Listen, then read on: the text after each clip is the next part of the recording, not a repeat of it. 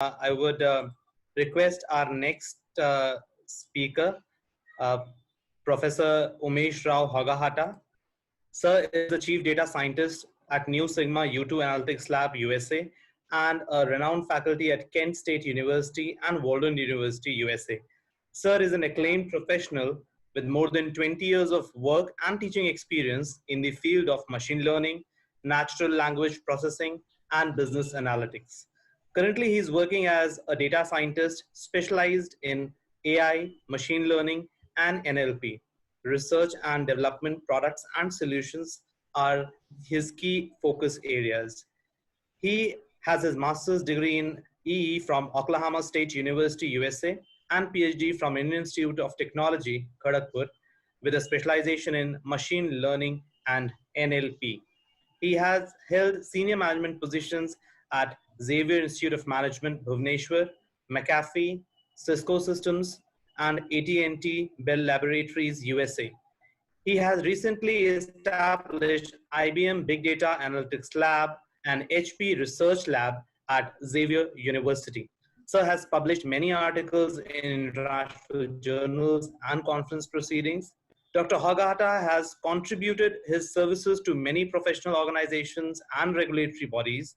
He was an executive committee member of IEEE Computer Society at India, academic advisory member for Information and Security Audit Association, USA, IT advisor for Government of India, technical advisory member of the International Neural Network Society, India, advisory member of Task Force on Business Intelligence and Knowledge Management. He is also a senior member of IEEE USA. These are a few of the publications of Sir: Business Analytics Using R, A Practical Approach, the InfoSec Handbook, and R, A Business Analytics Using R Programming in Chinese Language.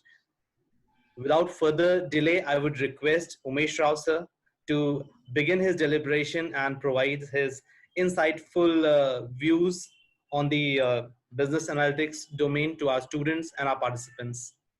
Umesh Rao sir. Thank you so much for such a nice introduction. That was a lengthy introduction anyway. Good evening, everyone. For me, there is a 12 hours of difference right now. I just woke up an hour back, probably. So I just have a slightly different agenda. Basically, I am going to talk about some of my experience in terms of how we have helped the organization to drive digitalization using the data and of course some of the business analytics and machine learning technologies. So which I will be talking about. I hope you will, my audio is clear and you will be able to hear. If not, just let me know. This is the agenda. I would straight away go into some of the case example, and then I will briefly talk about some of the career opportunities, since most of you are in the management school and working on some of your business analytics agenda. So I just thought I would, let me turn on my video for a second. Yes. I just thought I would spend some time talking about the career opportunities that you have in analytics.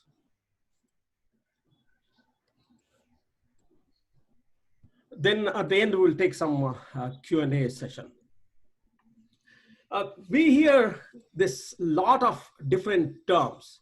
So one of the things that you should be clear when you enter into the industry is to understand these different terms about the business analytics, data science, predictive analytics, AI, machine learning, big data analytics. So there are a lot of terms and there are a lot of technologies that have been talking around, and you should try to understand what are those terminologies, how each one of them differ, or how they are interrelated to each other. So another thing that you should find out, it's food for thought, is it an automation or is it programming? Is it a lot of mathematics, or it is just another kind of an algorithm to solve a different kind of a problem? So this is something I'm not going to discuss today, but as a business analytics and data scientist, so you should try to find out these different terms, what it means. Let us talk about how business analytics is driving digitalization. I will straight away talk about some of the work that I have done, and then that may help you to better understand so how business analytics is actually driving digitalization, and what is the significance of business analytics in today's world. The first example I would like to take is the HR. I spent quite a bit of time when I met the CEO of the company about 4 or 5 years back. So we had he had a very ambitious plan about how we can go about understanding the job market in United States. So we initially started with United States, and some of the questions that we wanted to solve is predicting the job outcomes, such as how many people are available in the market and how much time it takes to fill the jobs, so which are advertised by the companies, and what would be the salary, an average salary. So then the predictive market modeling we wanted to build is hiring and wage rate predictions. So having already the data, so today the companies have enormous amount of data, and as you can see in the market, there are so many jobs are advertised and so many people have been employed. And if we are able to capture, and if we are able to work with some of the companies and get the data, which if then we will be able to build some of these predictive model, so that the business executives in the company who are trying to recruit will be able to make better decisions. So they have all this data available in the company, and but they do not know how hard it is to recruit people, where to find the people, what kind of skills are available in which states. If I want to go and advertise my job, is it a good idea to advertise in California, San Francisco, or certain skills are available in Los Angeles or in Atlanta, Georgia, or in New York City. So is there any way we would be able to get this existing data to predict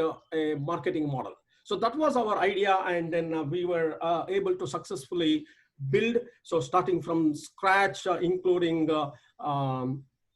getting the data, talking to the customers, talking to the different recruiting companies, talking to all the companies. So we were able to successfully get the data and then build the model. So essentially, we were able to build a job catalog with an intelligent mapping, with the map of the titles, descriptions of the consolidated lexicon of jobs.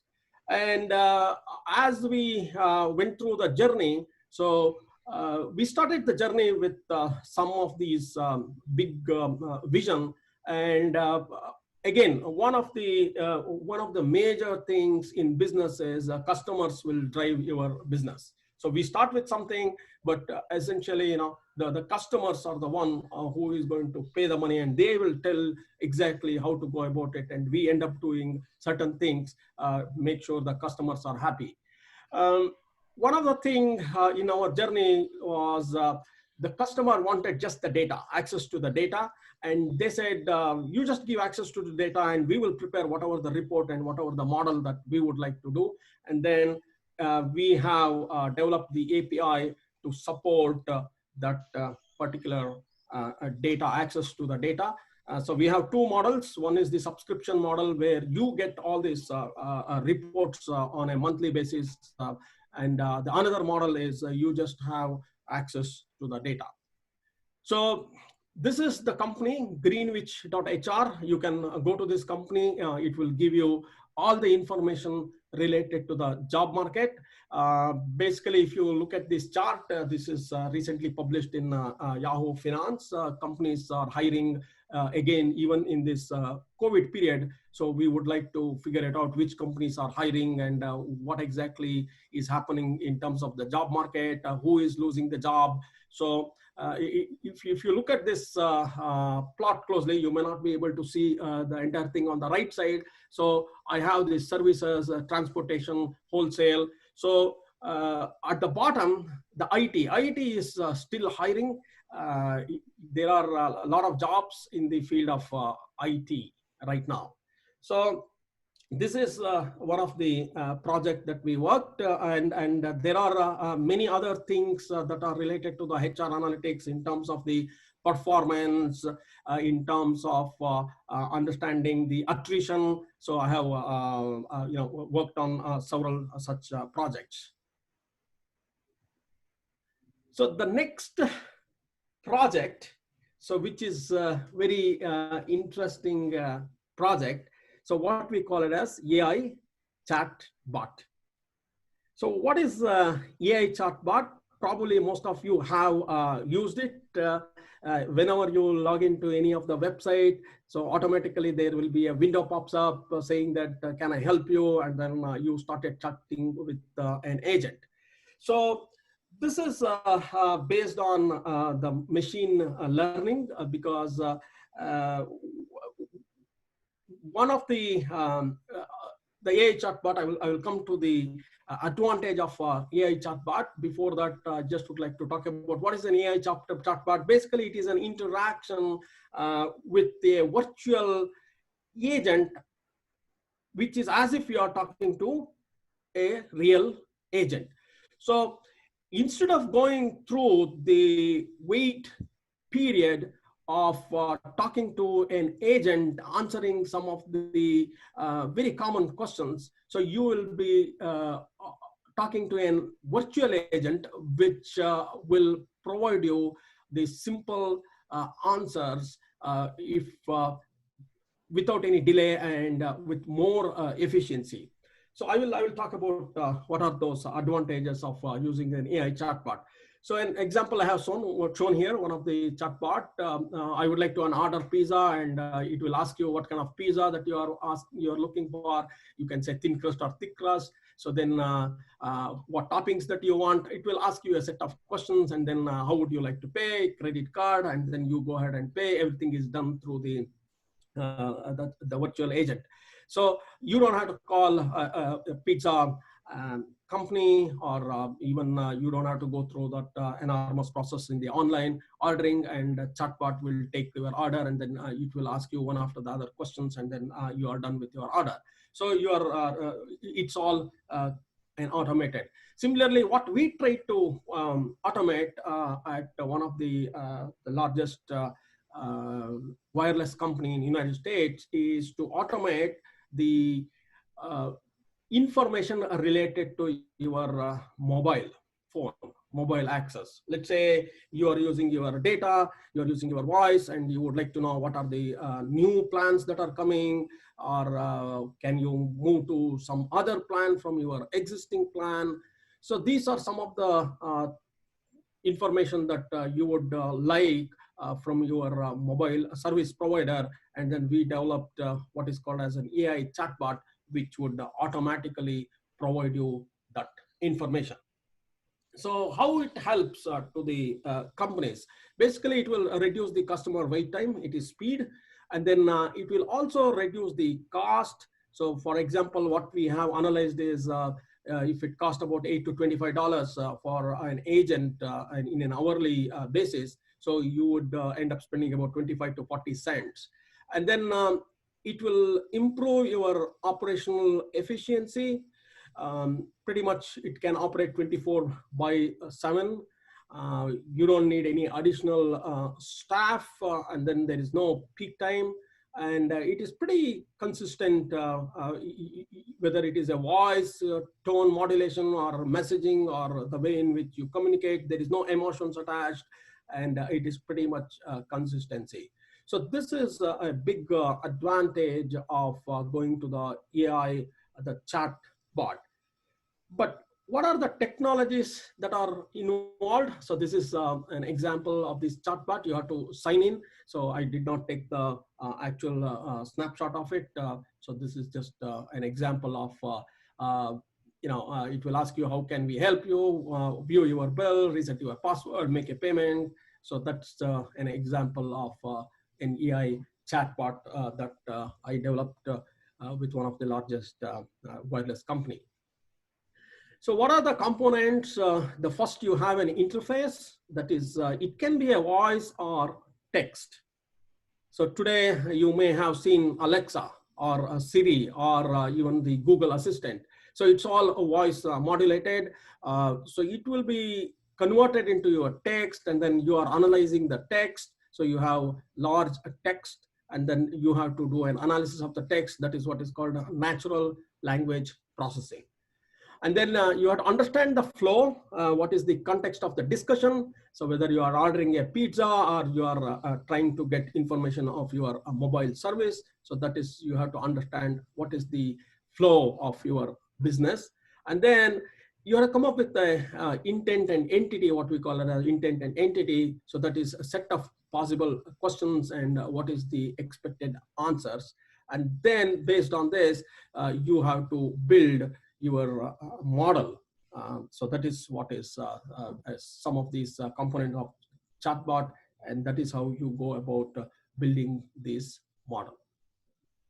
So now coming to, let me just check my time.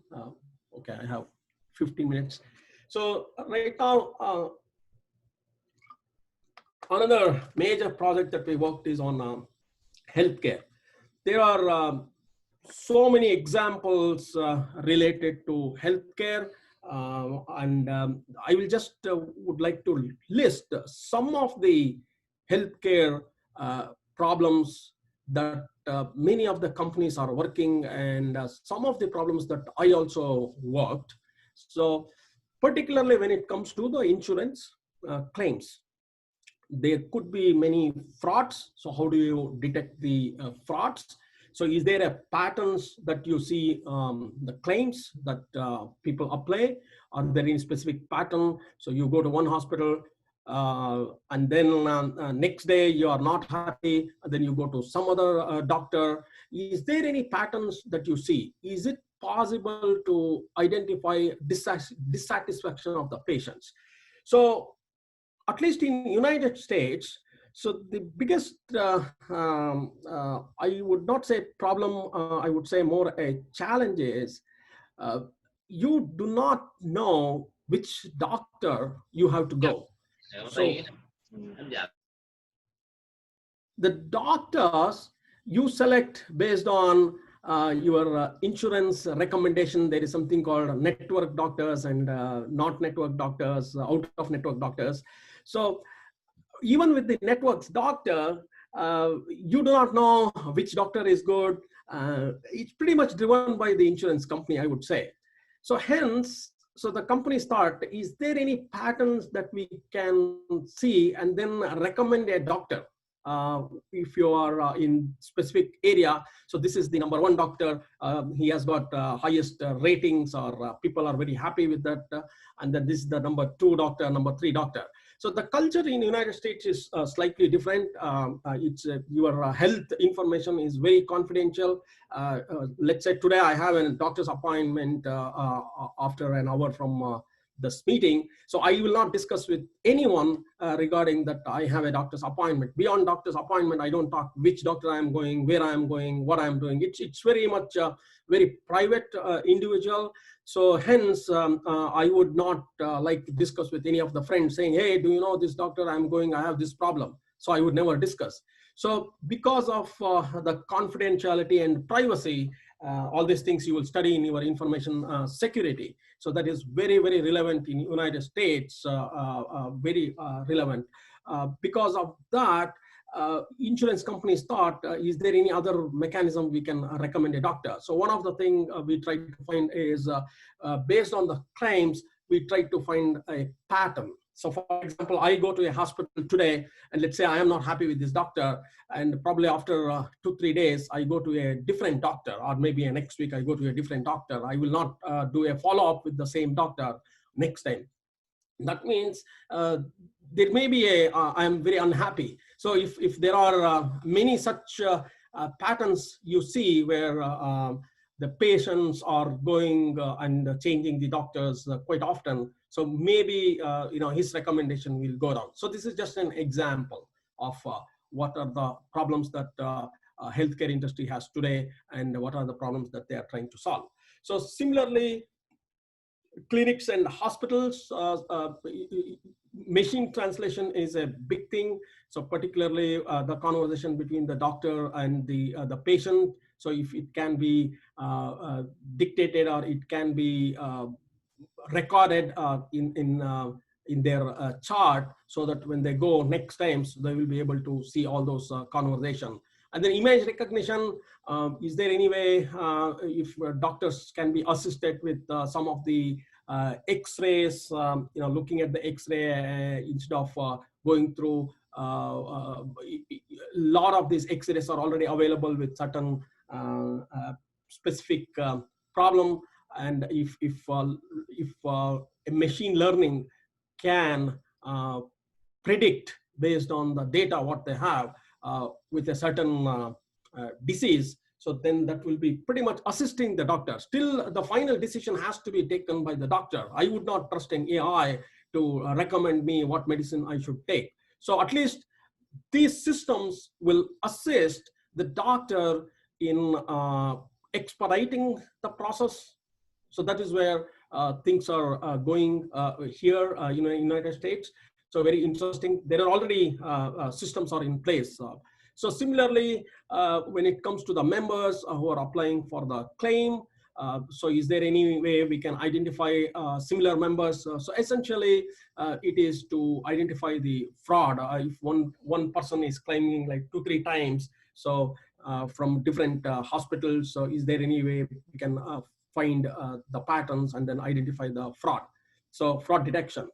And emergency services, is there any pattern members are misusing the emergency services, or is it truly an emergency and he's calling the ambulance? So these are some of the healthcare related problems that people are working, and I had an opportunity to work in one of the leading healthcare organization in Minneapolis. So as a part of this, just to give you an example, so we try to identify similar records. So that is part of identifying the fraud. And then we use the logistic regression, and then we use the support vector machine and linear discriminant analysis to perform this specific task. Basically, it's able to predict similar or distinct records, so that to identify the fraud. So another project which is very interesting, again, it falls right under the natural language processing, what we call it as this is one of the major software giant. You may all know the name, which is there right on in this slide. It is there. You should be able to see that name.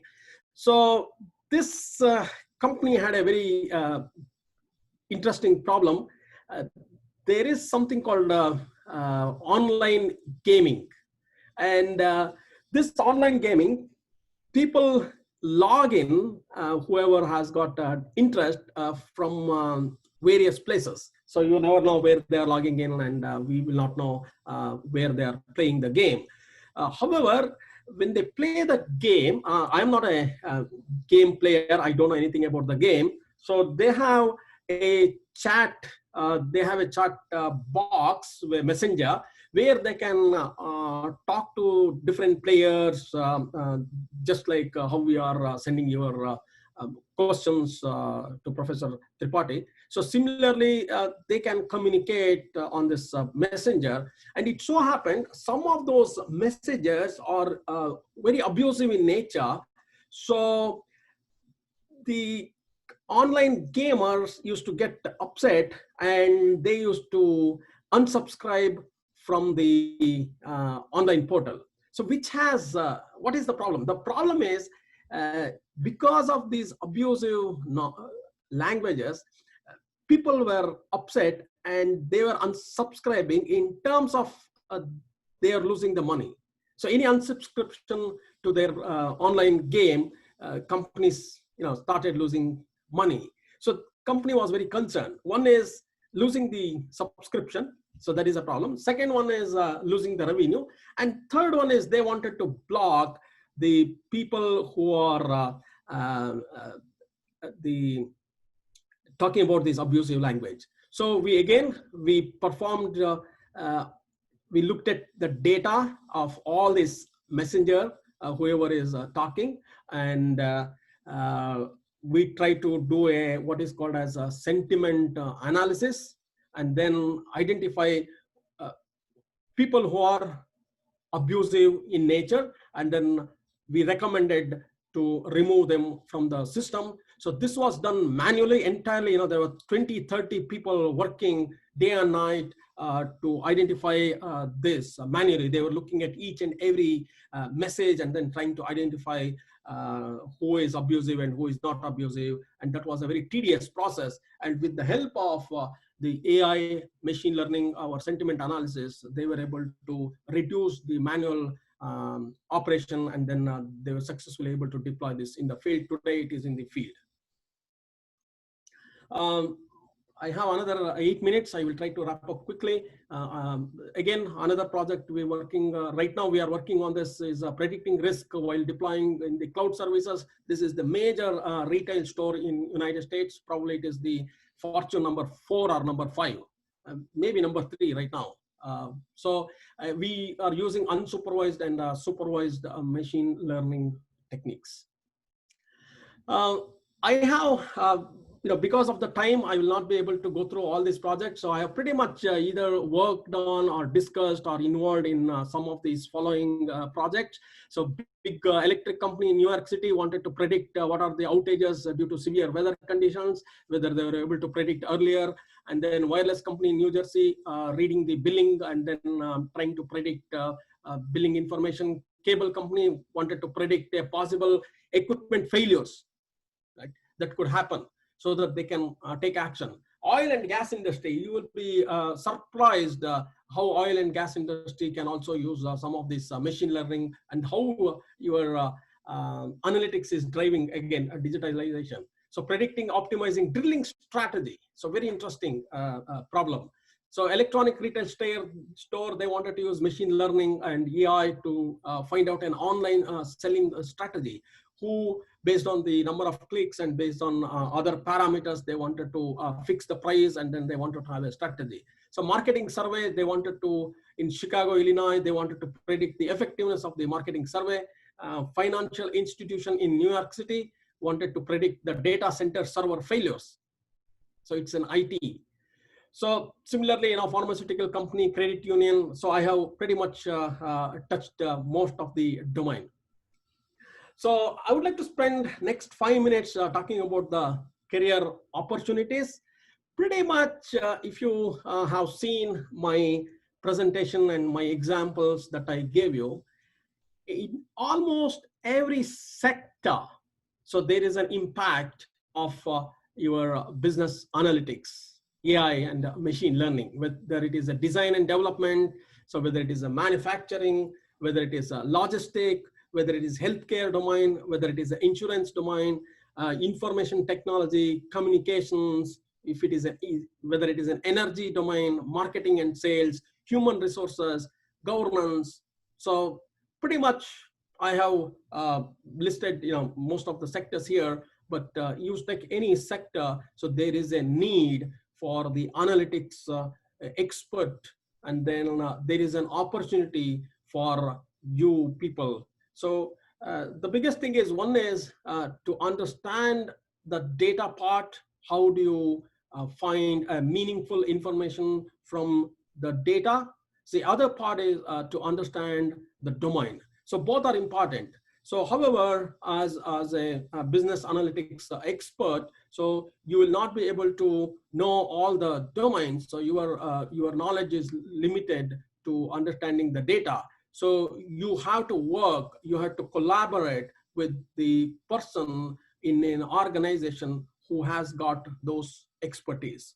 So that is something that you got to understand, and you have to be prepared while you are looking for a job. And if somebody asks, so you should be able to tackle this question. So you will not be able to know, every sector while you are studying your engineering or management or business analytics course. Okay. And there are a lot of different opportunities and different roles when it comes to the job. So there is something called data engineer. So there is something called data analyst. So now there is a new term, machine learning engineer or machine learning coder. And there is something called data scientist. So essentially, they are different. However, they're all somewhat important roles. Some of the analytics in the data, Power BI, you have to data analysts, they expect you to know Power BI, Tableau, SPSS, SAS. So there are so many other tools. So which, if you know, so that will help. Again, some of these data analysts, they use these tools extensively. So data engineer, pretty much capturing the data, collating the data, cleaning up the data. So that would be the data engineer, accessing the database. So that would be some of the roles. So these roles are complementary yet different, but many people are confused in the industry. They call every role as a data scientist. So you have to be very careful and understand before what exactly your expertise are, or what is the role that you are looking for. There are several tools that are available. I will not go through in detail. Already, some of the other speakers have already spoken. So these are some of the market leaders. So you look at the magic quadrant of Gartner report. So that will give you what are the latest report that will tell you what are the tools that are there. Similarly, the open source, you have R and Python. There are many other open source libraries like TensorFlow, Keras, Theano, Caffe, PyTorch, H2O, NIME, Scala, Kafka, Spark. These are all big data analytics tools. So not every tool you will be able to learn, but at least some of the tools it will be nice to learn. So as you go through your learning process. So what is the future of AI and machine learning? There is an abundance of data and then computing power. So today you will be able to solve any complex problem because you have data and then you have computing power. So that's a big advantage that you have, and more you will hear about the AI and machine learning because of these two big advantage what we have today. And then vast application across industry. Pretty much, you can start from manufacturing process to self-driving cars. So all these things can be applied and can be looked at it. Huge potential for integration with the Internet of Things. That is another area, IoT, and drives detection and prediction across the industries, and potential for new specialized jobs across industries. This is creating, according to me, more jobs. So the jobs that are reducing are people who don't want to do or a mundane routine jobs. So actually this field has created more jobs, according to me. With that, I would like to hand it over to the next speaker. We can take the question and answer at the end. That's okay. So this is my email, umesh@mytechnospeak.com, or you can send it umesh@businessanalyticsr.com. And you can look at my website. We have a website, businessanalyticsr.com. So we frequently, we specialize with our New Sigma, we specialize in AI and machine learning solution. consultancy, and we conduct workshops very regularly. So you take advantage of these workshops. And if you have any questions, you can contact me anytime. With that, thank you very much, Professor Tripathi. I will hand it over to you. Thank you so much, sir. Thank you so much, sir, for such an insightful and in-depth presentation with all the aspects of business management.